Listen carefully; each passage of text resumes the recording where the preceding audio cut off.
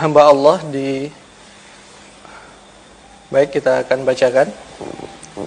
Assalamualaikum warahmatullahi wabarakatuh, Ustaz. Waalaikumsalam warahmatullahi wabarakatuh. Mohon dengan sangat Ustaz untuk membahas cara membimbing pasien sekarat untuk tetap sholat. Ana barusan mendapat pertanyaan dari teman Ana, familinya yang sekarat. Dan ya Allah, banyak perawat juga tidak paham karena pasien COVID-19 tidak bisa ada keluarga. Jadi ini tugas perawat untuk tetap membimbing pasien muslim saat waktu sholat dan membimbing mereka untuk sholat dan lalu membisikkan kalimat tauhid kepada mereka. Ini teman Ana di Indonesia bertanya, katanya apakah boleh yasinan mengingat keluarganya sekarat tapi tidak bisa ke rumah sakit jenguk. Ini penting untuk pembahasan khusus, semoga Ustadz berkenan dan insya Allah nanti Ana akan sebarkan insya Allah ta'ala. Baik, syukran Ustadz.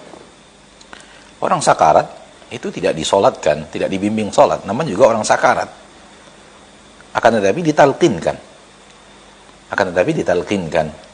Dan talqin itu adalah kita ucapkan kepadanya dan kita minta dia untuk mengikuti kita mengucapkan kalimat tauhid, kalimat la ilaha illallah.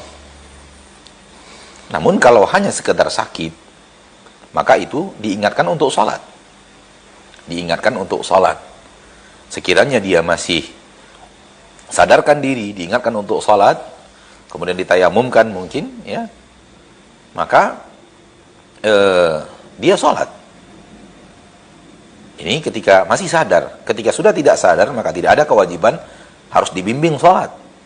Sebagian keluarga yang kepala keluarganya atau salah seorang anggota keluarganya sakit dan kemudian pingsan, lalu dibimbingkan sholat, dibacakan Al-Fatihah, dibacakan takbiratul ihram sampai salam. Itu juga tidak benar.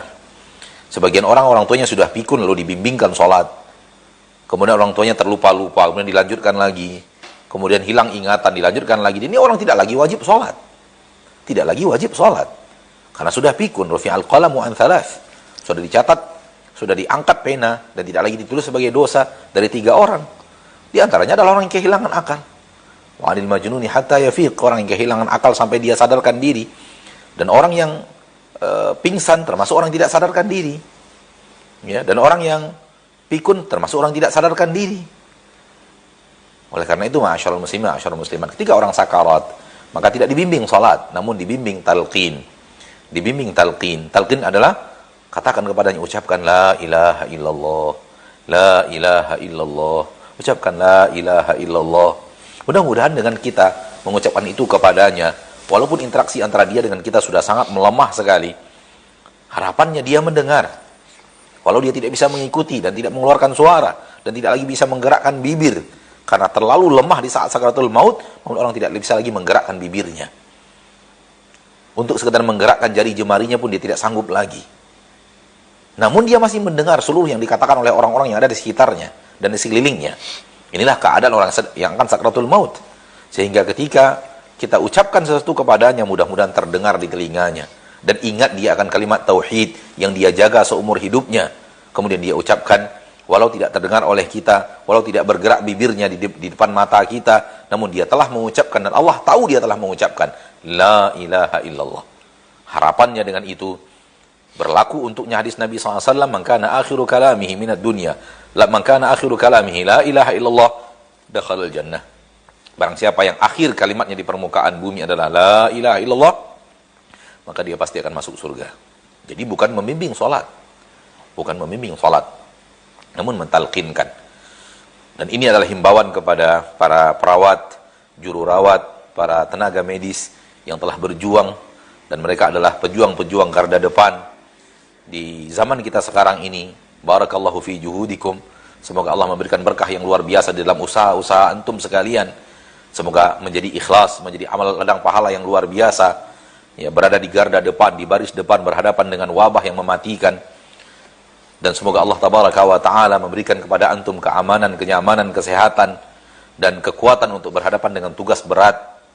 Demikian juga dengan pasukan keamanan yang berada di garda depan, berhadapan dengan masa-masa. Ya, kepada antum semuanya barakallahu fikum. Semoga Allah berikan keikhlasan dalam beramal dan tidak ada keterpaksaan. Jadikan ini sebagai ladang pahala yang besar. Jadikan ini sebagai sebuah taqarrub, upaya untuk mendekatkan diri kepada Allah Tabaraka wa Ta'ala Rabbul Izzati wal Jalalah.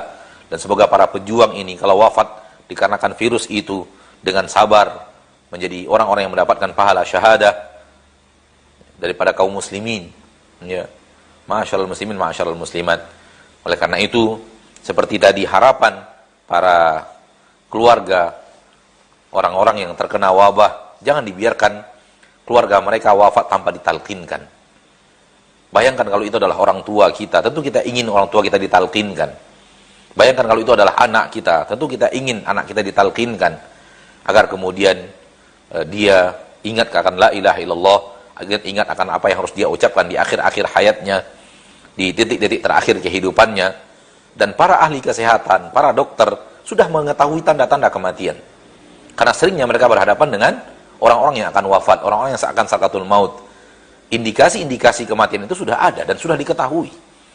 Dan sudah dipelajari dan sudah sering pengalaman-pengalaman mereka di ruang ICU, pengalaman di rumah sakit, bahwa ini sudah tanda-tanda dekat dengan ajal. Maka kalau itu terjadi, segera talkinkan. Segera minta pasien untuk mengucapkan la ilaha illallah. Sekiranya terlalu sibuk di sebuah rumah sakit, maka usulan saya kepada setiap rumah sakit, terutama rumah sakit kaum muslimin, rumah sakit umat Islam, putarkan sesuatu kajian yang berhubungan dengan talqin, berhubungan dengan la ilaha illallah. Perbanyak suara la ilaha illallah di ruang ICU. Perbanyak suara la ilaha illallah, kalimat tauhid di ruang-ruang yang bisa terdengar oleh pasien. Boleh jadi kita terlalu sibuk karena terlalu banyaknya pasien yang harus diurus. Akan tetapi ketahuilah bahwa di sana ada keluarga-keluarga mereka yang sangat mengharapkan ada orang yang mentalkinkan ayah mereka, ada yang mentalkinkan ibu mereka, ada yang mentalkin kakak dan saudara mereka, ada yang mentalkinkan anak-anak mereka. Dan bayangkan kalau kita adalah mereka, tentu kita ingin saudara kita yang akan wafat ditalkinkan. Wallahu ta'ala alam. Ada pembacakan surat Yasin, maka hadisnya lemah. Hadisnya lemah. Wallahu ta'ala alam. Nah, syukran Ustaz atas jawabannya serta penjelasannya. Semoga bisa dimengerti untuk yang bertanya dan untuk kita semua yang mendengarkan, dan semoga bisa diamalkan untuk rumah sakit kaum muslimin semuanya. Baik, selanjutnya kita terima penelpon yang sudah masuk. Ya, halo, assalamualaikum. Waalaikumsalam warahmatullahi wabarakatuh. Ya, dengan ibu siapa di mana? Saya Umu Fania di Pekanbaru.